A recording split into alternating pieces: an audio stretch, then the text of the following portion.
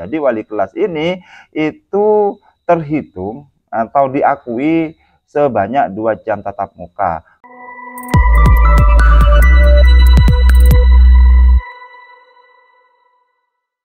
Halo, assalamualaikum. Kembali lagi di channel saya, Hidayat Viral. Nah, teman-teman, pada video kali ini saya akan share terkait rincian ekuivalensi tugas tambahan guru, kepala sekolah, dan juga pengawas. Karena ini penting ya teman-teman, di mana guru itu tak harus 24 jam mengajar di kelas ya. Nantinya guru itu bisa mendapatkan jam tambahan dari tugas-tugas lainnya.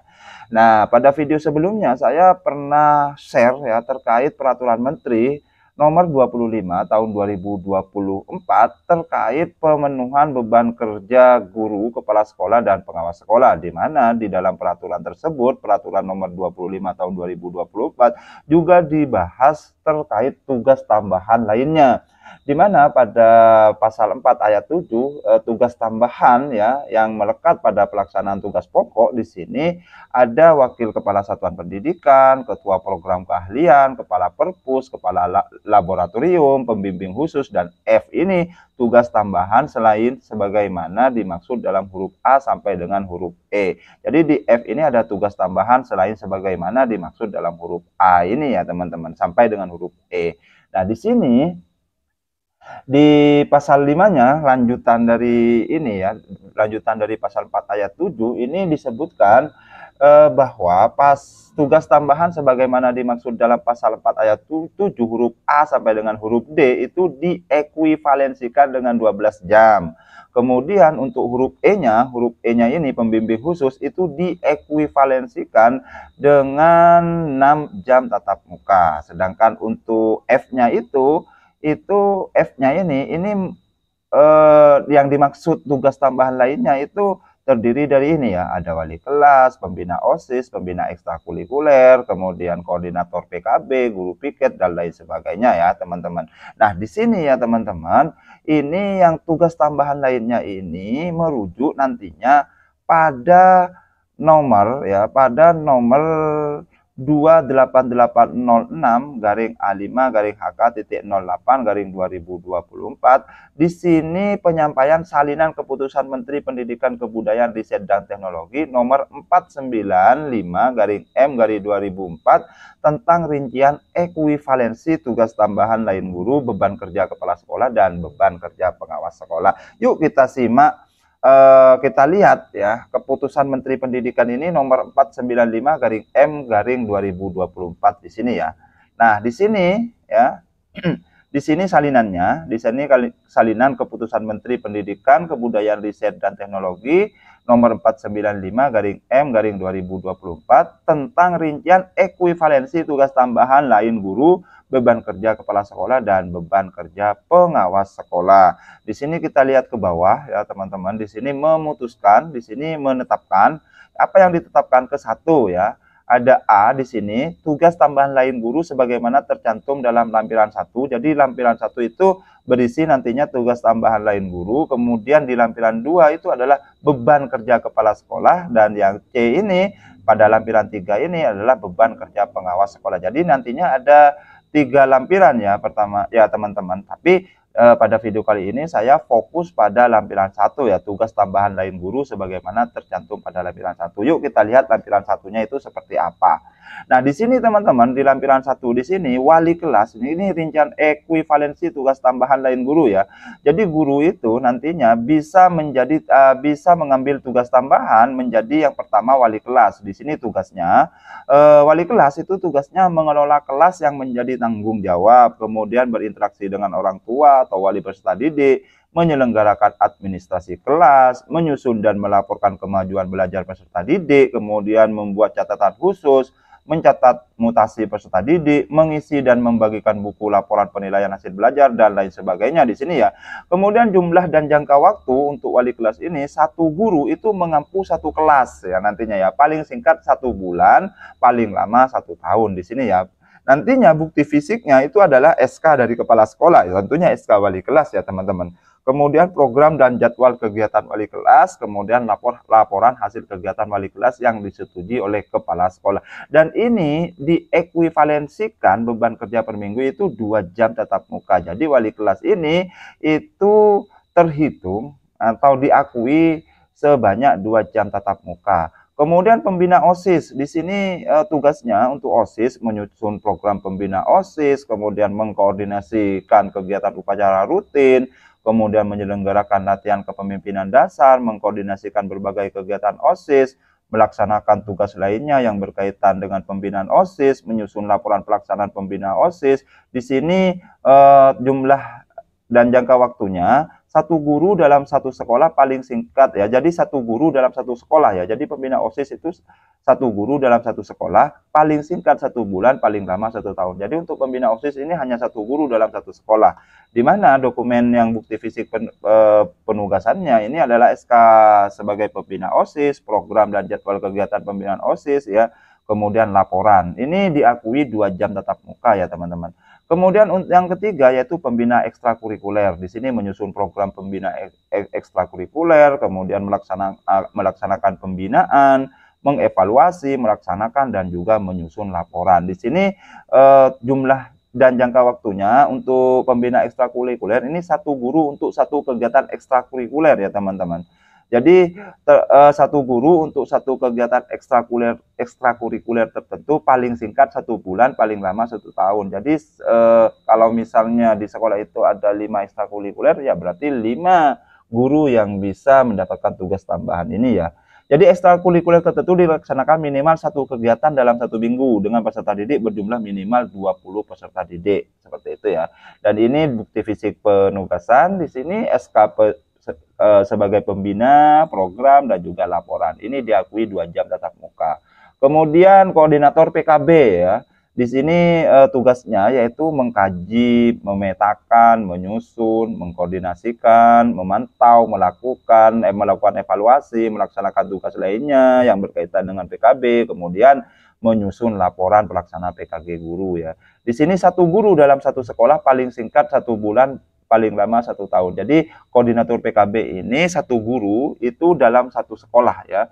Jadi 1 sekolah itu 1 guru ya, paling singkat 1 bulan, paling lama 1 tahun. Di sini bukti bukti fisik penugasannya ya tentunya ada SK sebagai koordinator PKB, program dan jadwal, kemudian laporan pelaksanaan tugas yang disetujui.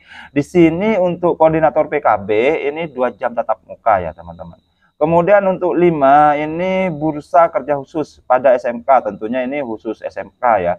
Di sini dibagi ya, ada yang pertama ada ketua, kemudian ada personil atau anggota, di mana ini tugasnya ya menyusun program kerja, menyusun database, menjaring informasi, membuat leaflet, kemudian bekerja sama dengan industri, melakukan proses tindak lanjut, mengadakan program pelatihan, bimbingan, informasi kepada para alumni dan lain sebagainya. Untuk personel di sini juga menyusun rencana kegiatan informasi, kemudian menyusun bentuk sajian, menyebarluaskan informasi, menyusun laporan informasi ya teman-teman. Di sini untuk ketua itu 1 guru dalam 1 sekolah paling singkat 1 bulan, paling lama 1 tahun. Jadi untuk ketua di sini 1 guru dalam 1 sekolah. Kemudian untuk personel itu 1 guru dalam 1 sekolah juga ya teman-teman. Paling singkat 1 bulan, paling lama 1 tahun. Kemudian ini diakui, ini bukti fisik penugasannya ada SK sebagai ketua BKK, kemudian program dan juga laporan. Di sini untuk personil ini juga ada SK dari kepala sekolah, program dan juga laporan. Di ini diakui untuk ketua itu diakui 2 jam tatap muka dan untuk personil itu diakui 1 jam tatap muka ya teman-teman. Di sini juga ada ternyata ya teman-teman, ini ada personil penyuluhan ya, kemudian ada personil perantara kerja ya. Kemudian cukup itu ya, ada 1, 2, 3, jadi ada 3 ya. Jadi nantinya untuk BKK ini ada 4 orang ya, ada ketua, kemudian ada 3 personil, di mana ketua itu diakui 2 jam tatap muka dan personil itu diakui 1 jam tatap muka. Ada 3 orang guru nantinya ya. Kemudian lanjut ya teman-teman untuk guru piket. Nah untuk guru piket ini menerima dan mendata tamu sekolah, tugasnya ya mengkoordinasikan guru, melaporkan, mencatat, dan melaporkan kasus-kasus, melakukan kegiatan lainnya, kemudian membuat laporan hasil piket di akhir pelaksanaan tugas. Di sini jumlah dan jangka waktunya itu satu guru bertugas minimal 1 hari dalam 1 minggu. Jadi ini bisa gantian ya teman-teman. Jadi guru piket ini satu guru bertugas minimal 1 hari dalam 1 minggu. Di sini bukti fisik penugasan, tentunya SK sebagai guru piket, program dan jadwal piket, laporan hasil piket per tugas yang disetujui oleh kepala sekolah. Ini 1 jam tatap muka, teman-teman. Kemudian lembaga sertifikasi profesi pihak pertama. Di sini ada juga dirinci, ada ketua, kemudian ada kepala bagian juga, kemudian ada kepala bagian, walaupun kepala bagiannya itu beda-beda ya teman-teman. Ada kepala bagian administrasi, ada kepala bagian manajemen mutu, ada kepala bagian sertifikasi, dan juga ketua. Untuk ketua ini tugasnya teman-teman bisa baca sendiri ya. Kemudian satu guru dalam satu sekolah ya, jumlah jam dan jangka waktunya. Kemudian ini diakui 2 jam tatap muka, dan untuk kepala bagiannya itu 1 jam tatap muka. Ada tiga kepala bagian, masing-masing 1 jam tatap muka. Kemudian yang berikutnya yaitu tim kerja pengelolaan kinerja guru. Di sini ada tugasnya dan untuk jumlah dan jangka waktu, satu guru yang menjadi koordinator tim kerja pada satu sekolah paling singkat 1 bulan, paling lama 1 tahun. Jadi satu guru yang menjadi koordinator tim kerja. Dalam hal jumlah guru berjumlah kurang dari 10 orang, maka pengelolaan kinerja dilakukan oleh kepala sekolah. Jadi tim kerja pengelolaan kinerja guru ini harus minimal 10 orang. Kalau misalnya kurang dari 10 orang yang dikoordinir, itu nantinya langsung diambil alih oleh kepala sekolah. Dan ini tugasnya, dan ini bukti fisik penugasannya, dan diakui itu atau diekuivalensikan itu 2 jam tatap muka ya. Untuk pengurus organisasi profesi misalnya ya, menjadi pengurus organisasi profesi guru seperti IGI, PGRI, dan lain sebagainya, ini sesuai tugas pengurus organisasi profesi guru berdasarkan tingkat kepengurusan. Jadi satu guru pada satu jabatan dalam organisasi profesi paling singkat 1 bulan, paling lama 1 tahun menjabat, yaitu ketua, sekretaris, bendahara di tingkat nasional, provinsi, atau kabupaten atau kota. Di sini ya teman-teman. Pengurus organisasi profesi guru ini ya tingkat nasional setara dengan 3 jam tatap muka. Jadi kalau misalnya menjadi pengurus tingkat nasional itu 3 jam tatap muka. Kalau tingkat provinsi itu 2 jam, kalau tingkat kabupaten atau kota itu setara dengan 1 jam tatap muka. Seperti itu ya teman-teman. Kemudian yang berikutnya yaitu tutor. Nah ini tugasnya.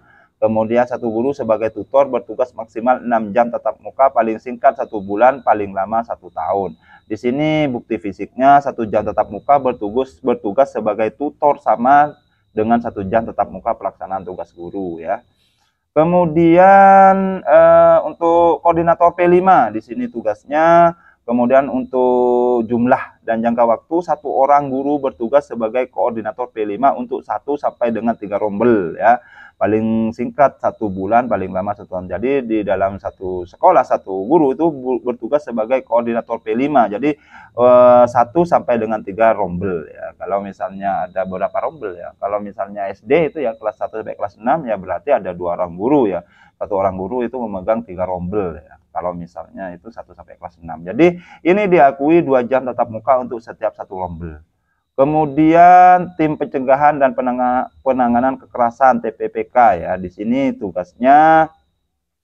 Kemudian guru yang ditugaskan sebagai TPPK untuk satu sekolah paling singkat 1 bulan, paling lama 1 tahun. Jadi guru yang ditugaskan sebagai TPPK untuk satu sekolah paling singkat 1 bulan. Jadi ini SK-nya, jadi kemudian keanggotaan TPPK. Jadi ini termasuk 1 anggota langsung 1 tim yang dapat ya teman-teman. Untuk TK SD itu jumlah siswa 0 sampai 200 sebanyak 3 orang.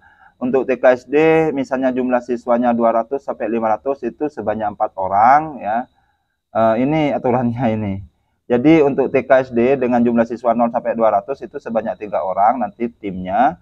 Untuk TK SD 200 sampai 500 itu sebanyak 4 orang. Kalau untuk TK SD itu dengan jumlah siswa 500 sampai 100 itu sebanyak 5 orang. Untuk TK dengan jumlah siswa lebih dari 1000 itu sebanyak 5 orang. Kemudian ini banyak, ini teman-teman bisa dibaca sendiri ya teman-teman. Sebanyak 7 orang ya ini ya.